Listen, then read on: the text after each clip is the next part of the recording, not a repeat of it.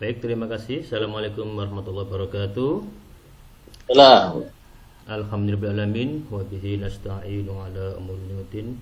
Wassalatu wassalam ala rasulillah mursalin Sayyidina wa maulana Muhammadin wa ala alihi washabihi ajma'in. Amma ba'du. Yang terhormat para pimpinan Dewan Dakwah Bekasi, Mas Banu Widodo yang selalu menjaga majelis ilmu ini, madrasah ilmu Dewan Dakwah. Yang terhormat juga hadir di sini ada Guru Besar YIN Gorontalo, ada Prof. Kasim Haji dan beberapa teman. Baik, teman-teman sekalian, maaf. saya akan mengambil tema Tauhid Kebudayaan Hamka. Tema ini sebetulnya ini tercetus ketika bulan lalu acara serupa di sini di Zoom Dewan Dakwah Bekasi ini bulan lalu membahas tentang kebudayaan Natsir ya, Pak Natsir. Dan kemudian Mas Banu menawari saya untuk mempresentasikan kebudayaan menurut Hamka.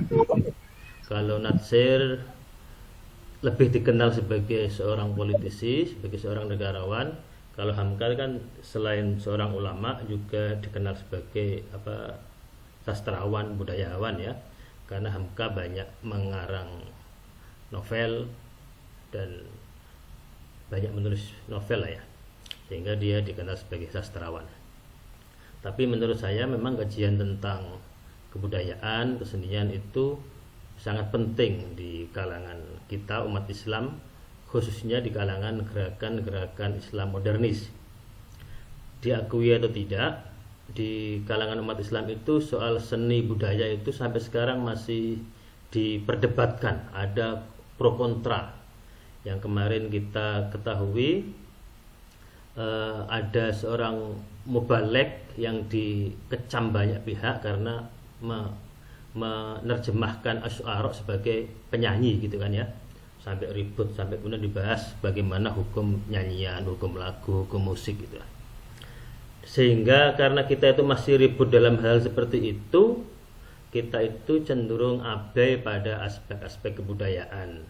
Karena kita cenderung abai pada aspek kesenian, kebudayaan, akhirnya di bidang kesenian kebudayaan ya diisi dengan kebudayaan, dengan ekspresi seni yang seringkali tidak sesuai dengan nilai-nilai Islam ya.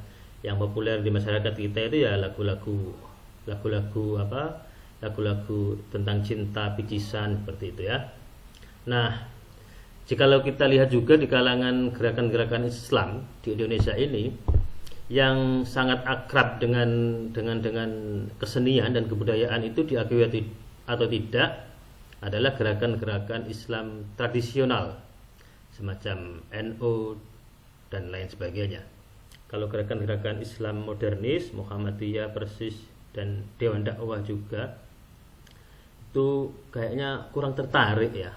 Umatnya, jamaahnya itu kurang tertarik ya. Coba kalau kita lihat yang punya genre musik senian itu NU, warga Nahdliyin ya. Dulu mereka punya kasidah, ada Nasidaria, lagunya tahun 2000, perdamaian dan lain sebagainya, kota santri. Kemudian kalau habis azan, antara azan dan sholat, warga Nahdliyin itu selalu sholawatan. Kalau di Jawa namanya puji-pujian ya kan. Itu diolok-olok sama teman-teman Salafi, dibilang nggak boleh itu nyanyi-nyanyian setelah azan itu. Dan gerakan-gerakan Islam modern pun cenderung membid'ah-bid'ahkan itu. Dari segi fikih mungkin itu mendekati ke bid'ah ya, atau bid'ah. Tapi kalau dilihat dari ekspresi seni, itu saya kira bagian dari ekspresi seni yang terinspirasi dari Islam itu. Dan itu yang kayaknya kering dari gerakan-gerakan Islam modern. Dalam aspek seni, gerakan-gerakan Islam modern itu cenderung abai, tapi beda dengan saudara-saudaranya dari gerakan Islam tradisional yang itu sangat dekat dengan budaya-budaya kesenian, sampai sholawatan, hadrohan, terus qasidahan dan lain sebagainya. Nah, sebetulnya dulu masalah kesenian itu juga sempat ramai di dalam sejarah Islam di Indonesia. Dalam hal ini yang kita kaji adalah di eranya Hamka. Hamka itu bergulat dengan kebudayaan Islam, ya, dengan budaya dan politik itu tahun 50-an, tahun 40-an, tahun 50-an, tahun 60-an ya. Ini dekade yang disebut sebagai dekade ideologi. Ya, dekade ideologi di mana di situ ada banyak ada banyak ideologi yang bertarung memperebutkan dominasinya dalam publik Indonesia, dalam masyarakat Indonesia secara umum. Dan di menjelang tahun 60-an ketika demokrasi terpimpin, itu yang mendapatkan angin adalah gerakan-gerakan merah PKI, dan di aspek kebudayaan yang masif adalah Lekra. Lekra di mana-mana mementaskan seni budayanya yang itu seringkali menyerang agama. Karena memang Lekra seperti kita ketahui basisnya adalah komunisme, ideologi komunisme, dengan jargon kebudayaannya seni untuk rakyat, seni untuk revolusi begitu. Nah, Lekra ini di daerah-daerah, di desa-desa sering mementaskan ludruk yang menyerang agama. Ada matinya Gusti Allah, gitu kan? Ada matinya Gusti Allah itu kematian Gusti Allah. Jadi matinya Tuhan. Ada juga slowdrop yang bertema Gusti Allah mantu, Gusti Allah ngunduh mantu, Gusti Allah anaknya Gusti Allah itu kawin gitu. Ada banyak pementasan kesenian ludruk dan berbagai macam pentas seni yang dipentaskan oleh Recording in Lekra progress. itu menyerang kaum agama. Bukan hanya orang Islam yang diserang oleh Lekra, tetapi juga orang Kristen pun diserang oleh Lekra. Karena memang pada prinsipnya komunisme itu anti Tuhan, gitu. Makanya semuanya diserang, bukan hanya Islam tapi juga Kristen. Nah, tentu saja serangan-serangan dari Lekra itu sangat menyakitkan golongan Islam, umat Islam. Tetapi di saat bersamaan ketika para seniman budayawan Muslim itu mau membalas, mau mementaskan seni yang bernafaskan Islam, mereka juga mengalami hambatan. Karena di banyak desa, di daerah-daerah, di desa-desa itu ada banyak kiai yang mengharamkan kesenian. Dan sampai sekarang banyak juga kan kiai yang mengharamkan kesenian kan.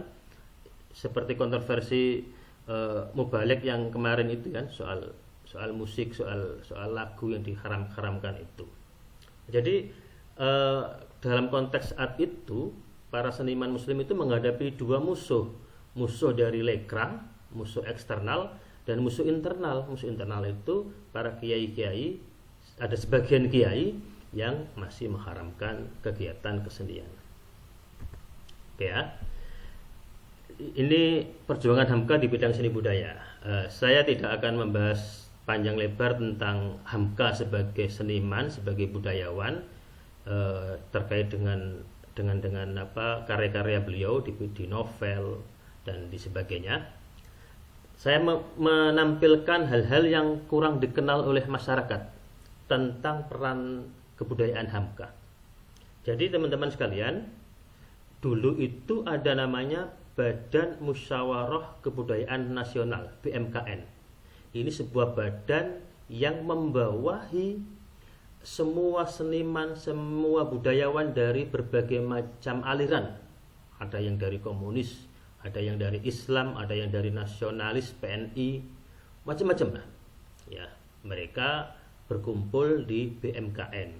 Ya, BMKN itu rutin menggelar kongres. Kongres pertamanya di Bandung tahun 53 dan kongres keduanya di Solo tahun 55. Dalam kongres-kongres BMKN itu kaum komunis begitu agresif, mereka ingin menguasai forum-forum di kongres-kongres BMKN itu dan ingin mewarnai, ingin mendominasi kongres, hasil-hasil dari kongres. Karena kongresnya itu orang-orang seniman komunis itu begitu agresif. Nah, Hamka melihat ini kalau nanti BMKN itu dikuasai oleh orang-orang komunis, dia akan mau mendirikan namanya BMKII, Badan Musyawarah Kebudayaan Islam Indonesia. Maka kemudian Hamka pada kongres kedua BMKN kedua di Solo tahun 55, Hamka pun mengumpulkan para budayawan seniman muslim yang muda-muda. Nah, mereka dikumpulkan lalu diajak untuk berupaya menghalangi dominasi kaum komunis di kongres BMKN, dan kalau gagal menghalangi kaum komunis itu mereka akan diajak untuk mendirikan BMKII. Tapi alhamdulillah para seniman muslim dibantu dengan para seniman dari nasionalis PNI itu kemudian berhasil membendung dominasi para seniman budayawan komunis di kongres BMKN. Jadi akhirnya rencana mendirikan BMKI itu dibatalkan. Dan sebetulnya para seniman PNI pun itu sudah berencana membuat badan kesenian sendiri. Kalau nggak salah badan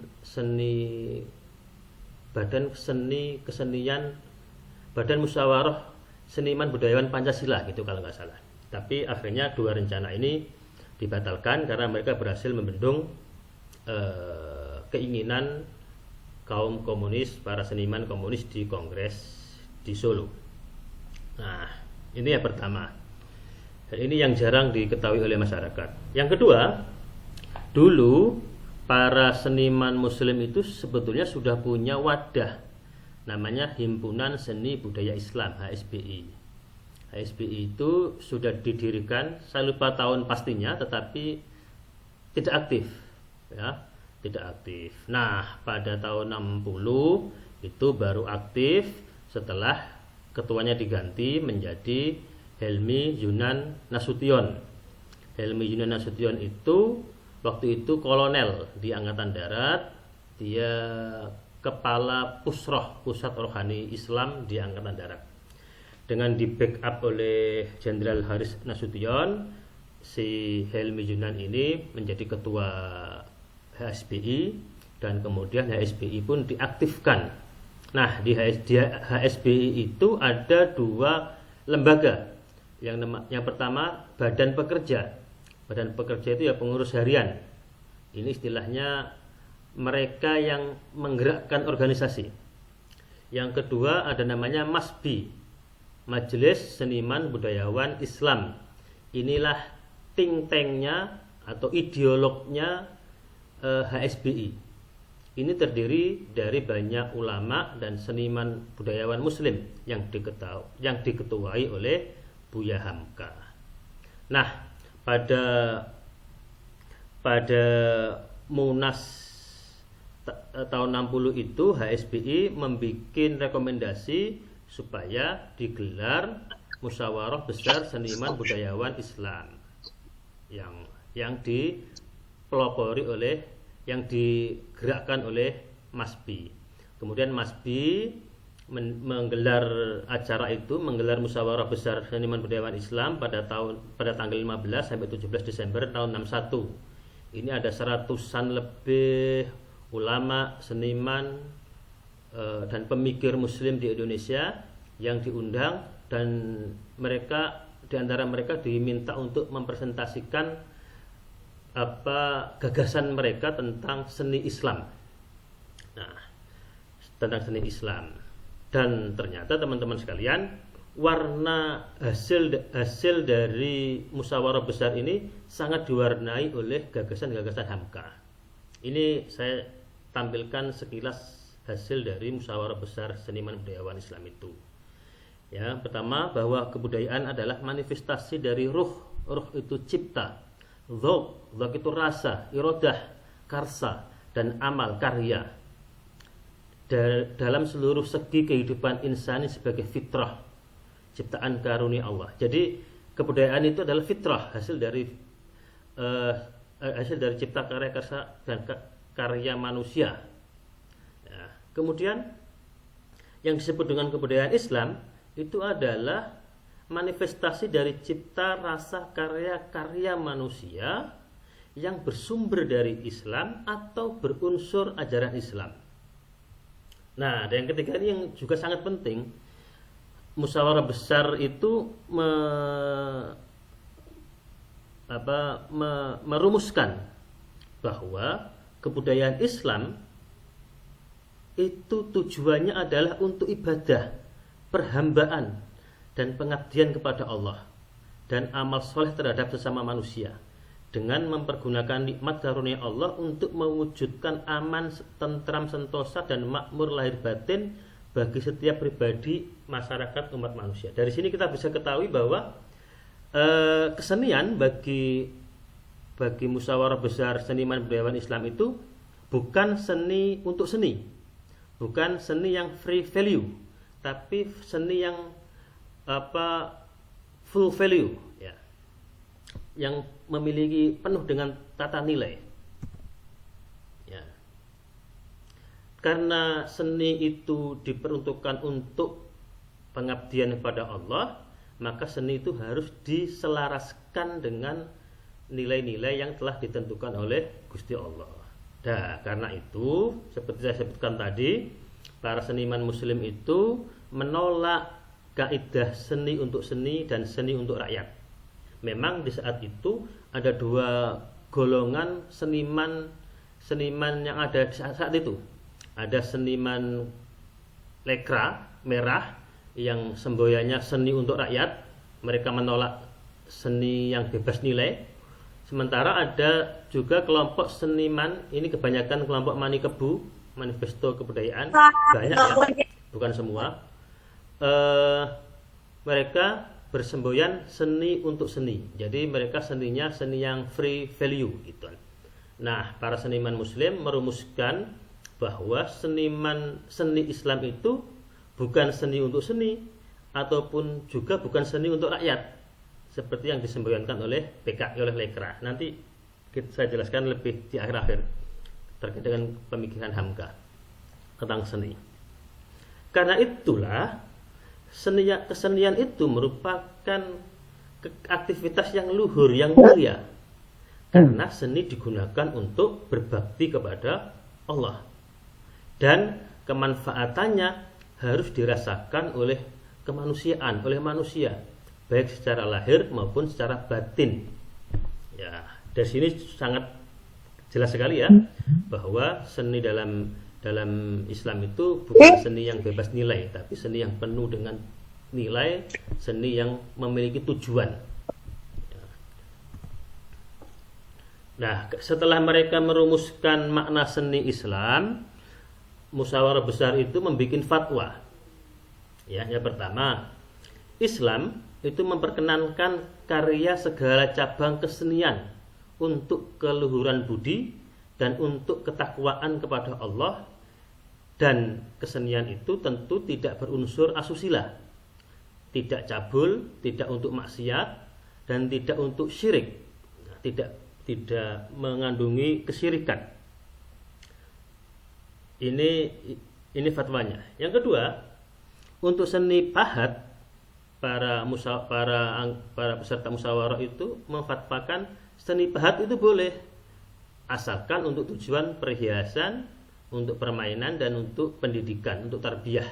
Di bahasa di situ disebut untuk tarbiyah. Kemudian untuk seni patung itu tidak boleh kalau untuk sesembahan. atau untuk kemaksiatan atau untuk kepornoan. Nah, itu nggak boleh. Jadi itu batas-batasnya ya.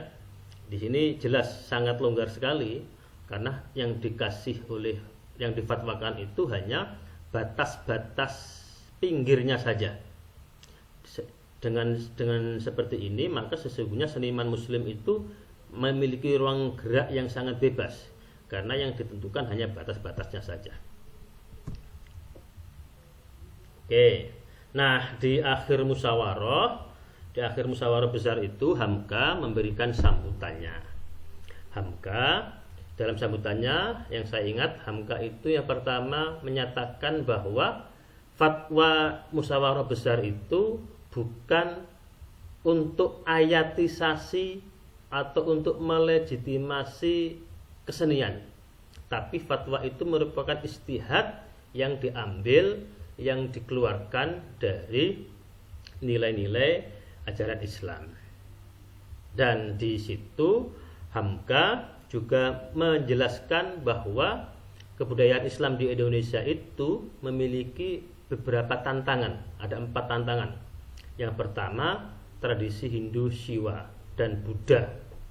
Ini tantangannya sampai sekarang masih kita rasakan, ya kan?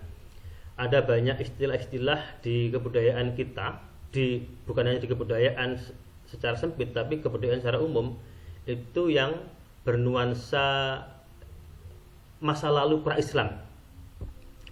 Dan ini ada banyak pengganti, dan ini sampai sekarang kita rasakan di aspek bahasa umpamanya. Ada banyak istilah-istilah Melayu. Bahasa Indonesia itu kan bersumber dari bahasa Melayu modern, dan bahasa Melayu modern itu bahasa Melayu lama yang diubah dan direkonstruksi oleh Islam, oleh pengaruh Islam. Makanya bahasa Melayu modern itu berbeda sekali dengan bahasa Melayu lama. Nah, bahasa Melayu modern itu karena dia dipengaruhi oleh unsur-unsur Islam, itu banyak kosakatanya yang berwarna Islam atau berwarna Arab Persia. Tapi ketika bahasa Melayu pasaran modern itu dibawa dan dijadikan sebagai bahasa Indonesia, itu terjadi proses penggantian kosakata, replacement kosakata, gitu kan?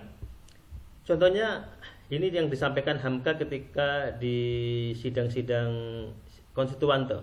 Dia mencontohkan seperti istilah pariwisata. Dulu dalam kosakata Melayu,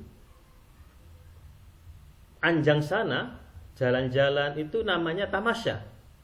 Ketika saya masih kecil pun istilahnya tamasya kan, masih ketika saya MI kelas 6 habis Eptanas, kita tamasya kemana? Ke Jogja gitu kan. Tapi secara perlahan-lahan kosakata tamasya yang itu bersumber dari bahasa Arab, tamasya jalan-jalan artinya, itu diubah menjadi wisata. Ada Kementerian Pariwisata. Wisata itu bahasa Sangsekerta, bersumber dari bahasa Jawa lama, Jawa kuno yang pra-Islam, gitu kan? Itu contohnya tamasya diubah menjadi pariwisata. Kalau kita lihat juga khususnya di politik dan militer, itu kan mereka menggunakan nama-nama pra-Islam. Ya kan, di gedung DPR MPR itu kan namanya nama pra-Islam. Kemudian semboyan pendidikan kita Tutwuri Handayani, ya, itu kan pra-Islam. Jadi ada upaya untuk mengubah bahasa Indonesia yang semula bersumber berakar pada bahasa Melayu modern, dan bahasa Melayu modern itu bersumber dari pengaruh Islam, itu ada upaya diganti dengan istilah-istilah, konsep-konsep yang bersumber dari pra-Islam. Dan ini menjadi tantangannya pertama. Kemudian tentu saja pengaruh kebudayaan Barat, dan 3-4 itu juga sebetulnya dari Barat juga, ya kan, dari Kristen dan dari komunisme. Nah, itu saya sertakan kutipan dari pidatonya Buya Hamka. Sekarang gerakan kebudayaan telah tumbuh di mana-mana di tanah air kita. Ada yang entah hendak kemana perginya, entah kembali ke Hindu atau dibawa hanyut oleh arus barat. Ada gerakan kebudayaan Kristen dan ada gerakan kebudayaan Lekra, lembaga kebudayaan rakyat alat komunis. Ini tantangan-tantangan kebudayaan Islam di Indonesia. Dan sampai sekarang kita belum, dan sekarang mungkin tantangannya tambah ya, kebudayaan dari Korea ya, dari Asia Timur. Nah, bagaimana Hamka melihat kebudayaan? Hamka itu mendefinisikan seperti yang sudah sering kita dengar, bahwa budaya itu dari dua kata, budi dan daya. Budi itu, kata Hamka, adalah cahaya yang ada di batin manusia, yang ada di hati manusia. Dan cahaya ini sangat mempengaruhi perilaku kehidupan manusia. Baik buruknya perbuatan manusia itu tergantung pada cahaya ini, cahaya yang ada di batin manusia ini, kan? Sementara daya itu dimaknai oleh Hamka sebagai usaha atau keaktifan manusia melaksanakan dengan anggota badannya apa yang digerakkan oleh budinya. Jadi dari budi, ketika budi atau cahaya di batin itu memancar, maka itu akan terefleksikan di perbuatan manusia. Itu daya. Nah, kata Hamka, apabila cahaya dalam batin itu telah semakin terang benderang, maka budi telah menjadi tinggi, dan dengan sendirinya timbul daya upaya untuk melaksanakan petunjuk cahaya itu di dalam kehidupan.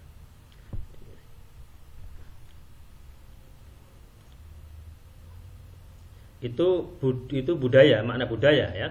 Sementara kebudayaan ini didefinisikan oleh Hamka seperti ini: usaha dan hasil usaha manusia menyesuaikan kehendaknya buat hidup dengan alam yang ada di sekelilingnya. Kebudayaan itu, kata Hamka, sangat luas ya. Di dalamnya juga ada filsafat, ada ilmu pengetahuan. Dan ini perbedaannya Hamka dengan para seniman komunis. Kalau seniman komunis itu menganggap bahwa agama itu bagian dari budaya, karena agama itu adalah mimpi kaum proletar yang kemudian terefleksikan menjadi kepercayaan, keyakinan bahwa agama itu adalah struktur bawah, itu struktur atas yang dipengaruhi oleh struktur bawah, dan struktur bawahnya itu adalah ekonomi. Dan Hamka berbeda. Bagi Hamka, agama itu bukan bagian dari budaya, tapi justru agama itu ya yang membentuk kebudayaan. Ya. Itu Hamka. Jadi Hamka tidak mensubordinasikan agama sebagai bagian dari budaya, tapi justru budaya itu muncul, lahir dan dipengaruhi oleh nilai-nilai agama. Dan Hamka melihat sebetulnya meskipun ada tantangan-tantangan, 4 tantangan itu, tapi sesungguhnya kebudayaan Islam itu sangat mempengaruhi, bahwa Islam itu sangat mempengaruhi kebudayaan Indonesia. Ya, Hamka menceritakan bagaimana konsep waktu kita. Kita kalau janjian dengan teman, kapan kamu ke rumah saya? Nanti habis asar. Jadi konsep waktu kita itu dipengaruhi oleh Islam. Kita konsep waktunya adalah dengan standarnya standar sholat gitu, contohnya ya kan. Hari-hari kita pun ada 7 hari, Senin, Selasa, Rabu, Kamis, Jumat gitu kan. Itu ekspresi budaya yang bersumber, yang dipengaruhi oleh Islam. Dan pengaruh kebudayaan Islam di Indonesia itu sangat kuat sampai sekarang. Sehingga sekarang ini orang Indonesia dikenal sebagai orang yang ramah tamah, yang dermawan, dan selama beberapa tahun orang Indonesia itu dinobatkan sebagai orang paling dermawan sedunia. Itu karena nilai-nilai Islam.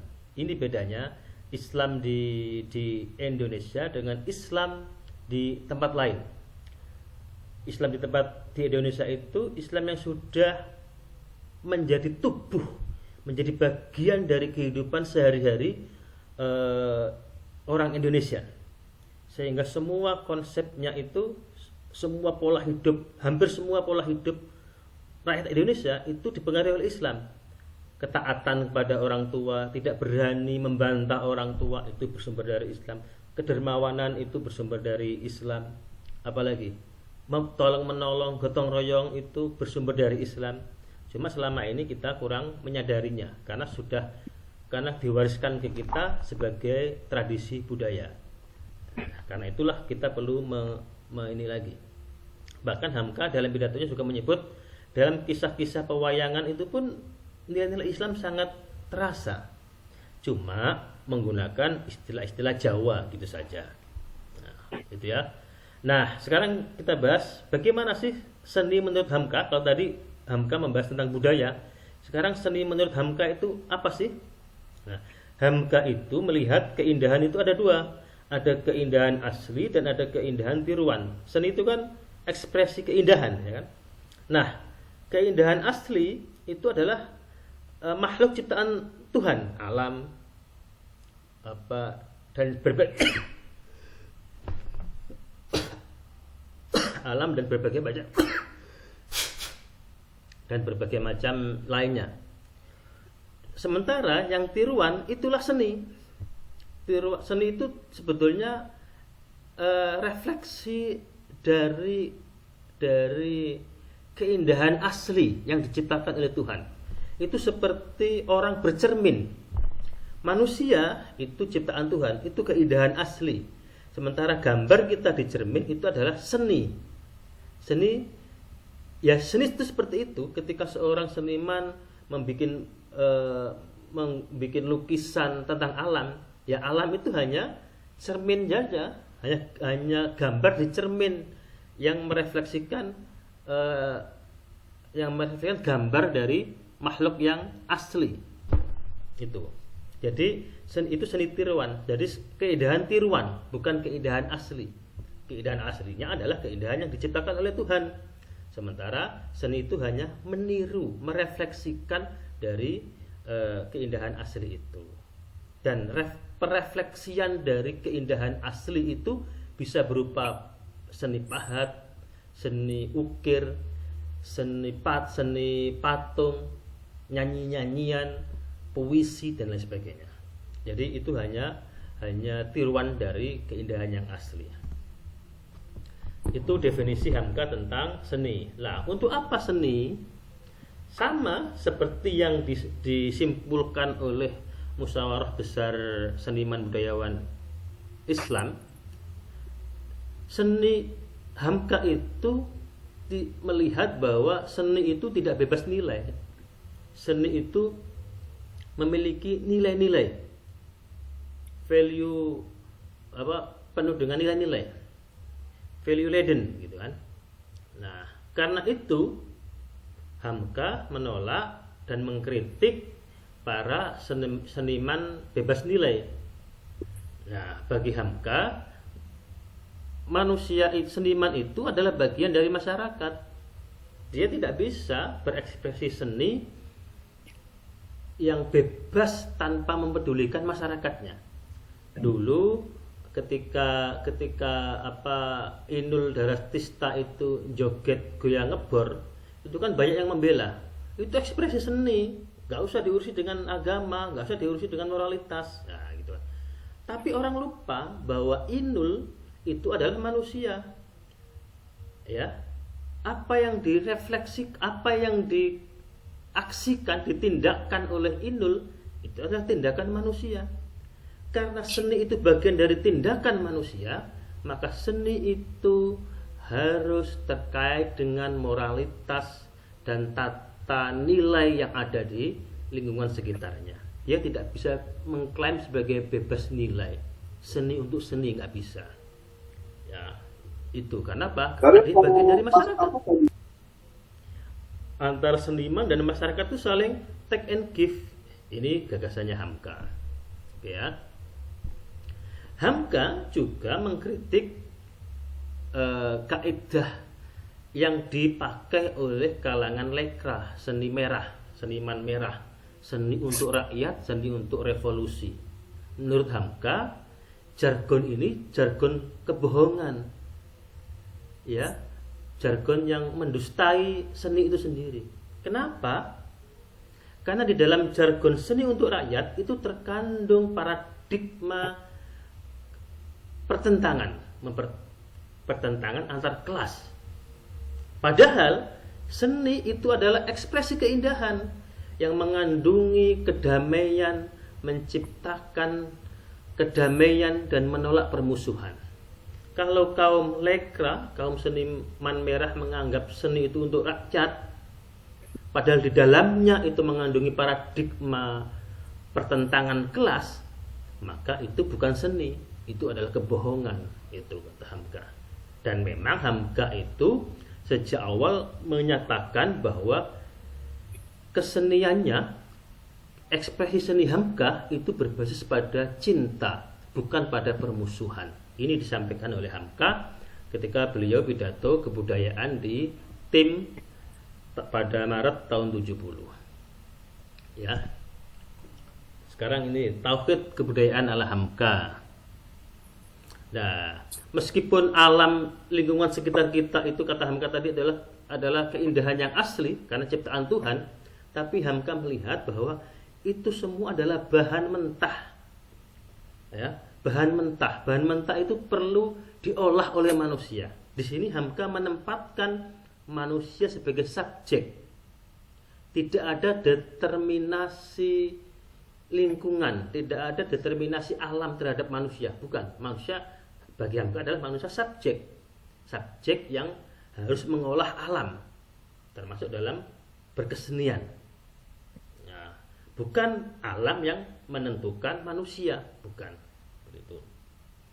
Nah, karena itu ketika seorang muslim itu berkesenian, berfilsafat, mengembangkan ilmu pengetahuan, seorang muslim itu harus memperhatikan nilai-nilai kemanfaatannya dan nilai-nilai kemafsadatannya. Dia itu ekspresi seninya, ekspresi pengetahuannya, filsafatnya itu memberikan manfaat atau justru membuat kerusakan. Ini yang sekarang tidak diperhatikan oleh para pekerja seni, para artis itu pokoknya dapat uang tanpa berpikir apakah ketika dia berekspresi seni itu bisa merusak masyarakat atau tidak. Itu tidak diperhatikan. Nah, ini ya. Jadi Hamka bagi Hamka kesenian, kebudayaan itu tidak bebas nilai. Seni dan budaya itu penuh dengan nilai-nilai, penuh dengan tujuan juga. Ini sangat-sangat, yang terakhir ini sangat-sangat sofistik, karena bagi Hamka puncak dari berkesenian itu adalah ketika rasa keindahan jamal dan rasa kesempurnaan kamal dan rasa kemuliaan al jalal itu bergabung menjadi satu. Seni yang seperti ini kenapa disebut sebagai puncak? Karena ketika seorang seniman mampu menggabungkan tiga unsur ini, jamal, kamal, dan jalal, maka sesungguhnya orang itu telah berdiri dengan kaki-kaki etis, dengan kaki-kaki moralitas yang bersumber dari kebenaran, dari al-haq. Dan kesenian yang seperti ini akan membawa senimannya itu seperti fana dan menyatu dengan yang bakok. Kalau dalam bahasanya Muhammad Iqbal itu seperti ego kecil yang kemudian menyatu dengan ego besar, yaitu dengan Tuhan, dengan Gusti Allah. Ya, tentu ini menyatunya bukan menyatu secara eksistensial, tapi menyatu bukan secara zat, tapi menyatu secara rasa saja. Bukan menyatu secara zat ya, bukan wahdatul wujud. Karena Hamka juga menolak wahdatul wujud. Nah, ini kutipan yang terakhir itu. Ketika seseorang itu sudah menikmati keindahan, lalu spontan dia teringat kepada Allah dan menyebut namanya, berarti dia telah sampai kepada kesatuan yang sejati, yaitu tauhid. Jadi kesatuan seniman yang fana itu Dia kembali kepada al-baqa itu bukan kesatuan zatiyah, tapi kesatuan tadi. Dia persatuan rasa saja. Itulah seni tauhid. Namun demikian, Hamka itu tidak mengklaim dirinya sebagai seniman. Dia hanya mengklaim sebagai saya itu pecinta seni. Terima kasih. Nanti kita perdalam dengan diskusi dan pembicara berikutnya. Assalamualaikum warahmatullahi wabarakatuh. Waalaikumsalam warahmatullahi wabarakatuh.